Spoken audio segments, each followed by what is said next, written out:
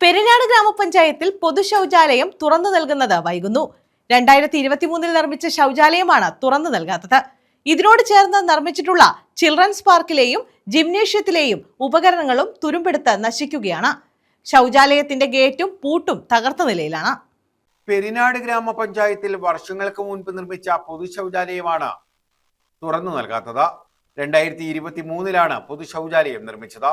അതിനും ഒരു വർഷം മുമ്പ് 2022 ജില്ലാ പഞ്ചായത്തിന്റെ പദ്ധതിയിൽ ഉൾപ്പെടുത്തി ഓപ്പൺ ജിംനേഷ്യവും ചിൽഡ്രൻസ് പാർക്കും ഇവിടെ നിർമ്മിച്ചിരുന്നു. ഇവയുടെ ഭാഗമായാണ് ഗ്രാമപഞ്ചായത്ത് ഇവിടെ പൊതു ശൗചാലയം നിർമ്മിച്ചത്.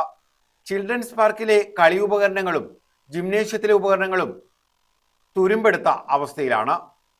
പൊതു ശൗചാലയത്തിന്റെ ഗേറ്റും പൂട്ടും തകർത്ത നിലയിലുമാണ്. ശൗചാലയത്തിനുള്ളിൽ നായ്ക്കൾ കയറി കിടക്കുന്ന സ്ഥിതിയാണുള്ളത്.